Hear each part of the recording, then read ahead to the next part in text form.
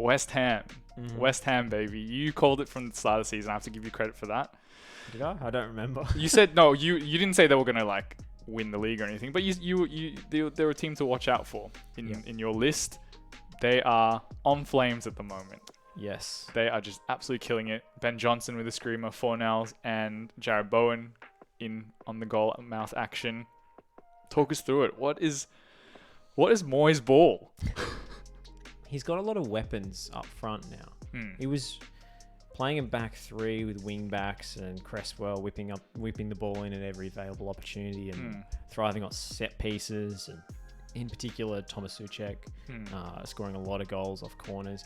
So it was pretty much straight out of the underdog Moyes Everton era playbook. Yep. Maybe just with slightly higher lines and slightly more compressed spaces when you're dealing with the modern game and better athletes and so forth. Now they've actually got a front four that can rival some of the better mid-table clubs in the Premier League and really hurt teams on the break. And they've got a focal point in Mikel Antonio, which, you know, it's hard to imagine, but it wasn't that long ago that Antonio was playing as like a right wing back. Yeah. Or a right winger under previous managers. And Moyes has seen the writing on the wall and saying, we've got this massive athlete up front who can obviously win balls in the air, but also run in behind defenses in transition in a devastating way. Yeah. And they've stuck him up top and he's delivering the goods. Whenever he's not injured, he's scoring goals. Yep. And we saw on that third goal that they scored, it was a breakaway. It was just a long punt up the field. And he was jumping up for that header with one of the Aston Villa defenders who tried to clothesline him, like WWE style. Yep. But he still won the header. It was a gratuitous kind of foul from behind, but advantage paid, and West Ham and go on and score. So they've got that out ball, that get out of jail free card, which is punting the ball up to Antonio, whether it's for a heading contest with a defender or in behind the defence. He can out-muscle and outrun most centre-backs in the division. So that's a great way to score goals, even if you're not playing that well.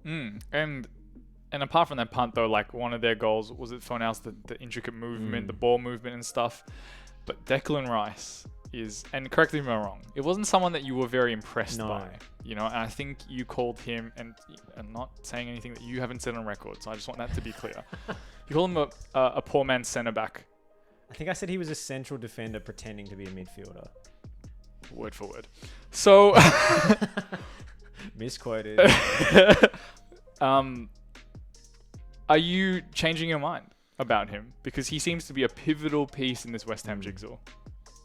He is playing really well.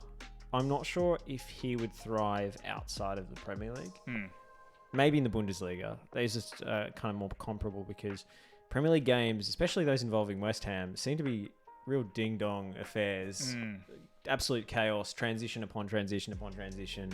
One team tries to break, loses the ball, the other team breaks back. Yeah. Like, it's a real all-action league. Yeah. And Declan Rice thrives in that environment because he's got the physical tools to succeed.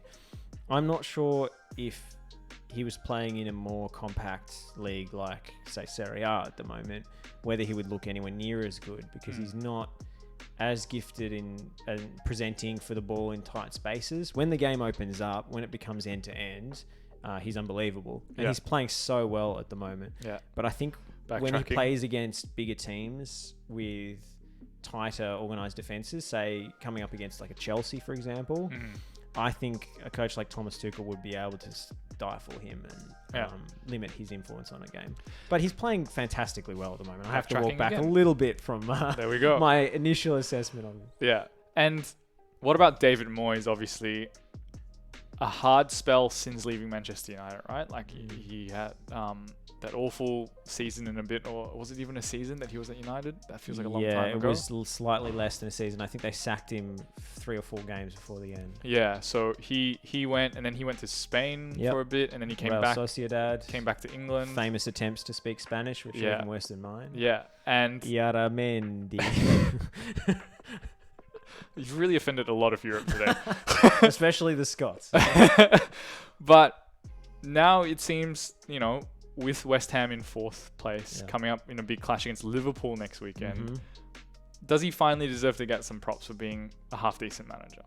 Oh, absolutely. I mean, the fact that they rehired him, it's like easy to forget now that Moyes was a punchline. He was sacked. He had an initial press conference when he said, "That's what I do. I win," and it was turned into an instant meme. Yeah.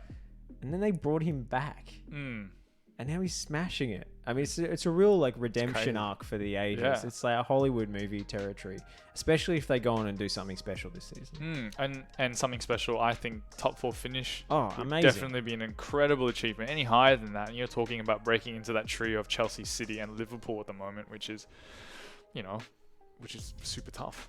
Absolutely. I do think they will regress a little bit in the second half of the year. It usually happens with these sides who are smashing it in October, November territory, that once the fixtures start to pile up, the squad depth is really tested.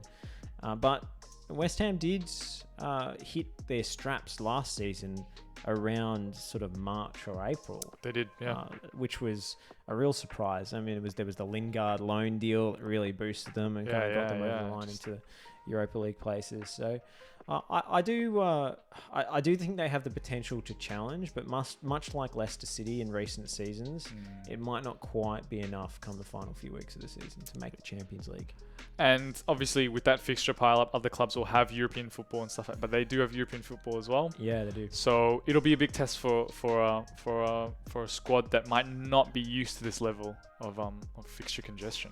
They do have a few options in the final third now to rotate, like Manuel Lanzini, Fornals, Benrahma, are all pretty interchangeable. You know, there's some better depth than they've had before.